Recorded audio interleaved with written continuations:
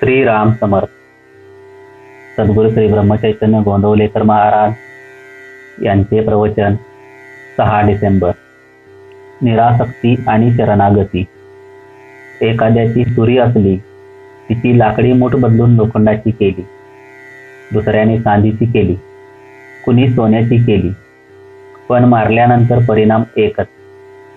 तसा प्रपंच चांगला असला, कसाही असला तरी तो सुरीच आहे. त्याचा घात सगळीकडे सारखाच. प्रपंचाची आसक्ती म्हणजे त्या सुरीची धार आहे.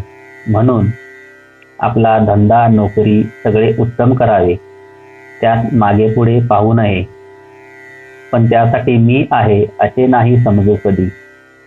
नोकरी ही सुखाकरिता नसून पोट भरण्यासाठी आहे.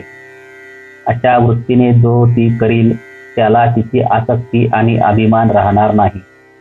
सावधगिरीने वागावे, भगवंताचे स्मरण ठेवावे, त्याचे नाम घ्यावे, बाकीच्या सगळ्या गोष्टी प्रारब्धावर ठेवाव्या. यानेच समाधान मिळेल. भगवंताशिवाय समाधान मिळणे शक्य नाही. मी समाधान राखून चाललो असे म्हणणारा तो जगात धन्य आहे खरा. ही धन्यता यायला भगवंताची अत्यंत आवश्यकता आहे.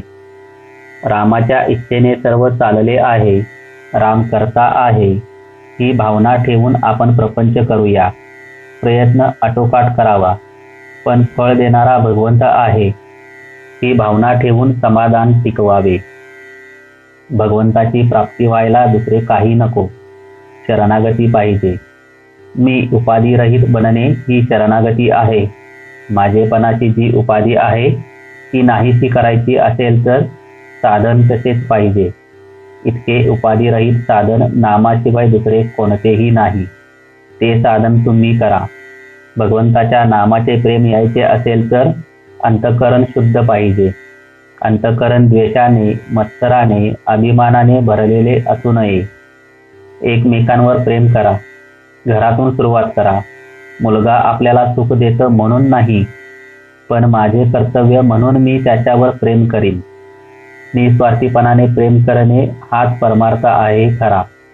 त्यासाठी राम दाता आहे, पाठीराखा भगवंत आहे, ही जाणीव ठेवून तुम्ही राहा.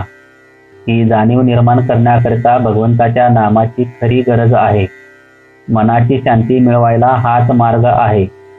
दैन्यवाने कधीच नसावे.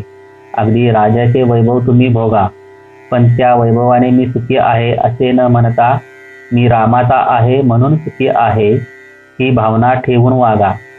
वैभव आज आहे, उद्या नाही. वैभवावर विश्वास ठेवू नका. मी रामाचा आहे या भावनेत तुम्ही राहा. त्यासाठी रामाचे नाम तुम्ही घ्या. राम कल्याण करील हा माझा भरवसा तुम्ही ठेवा.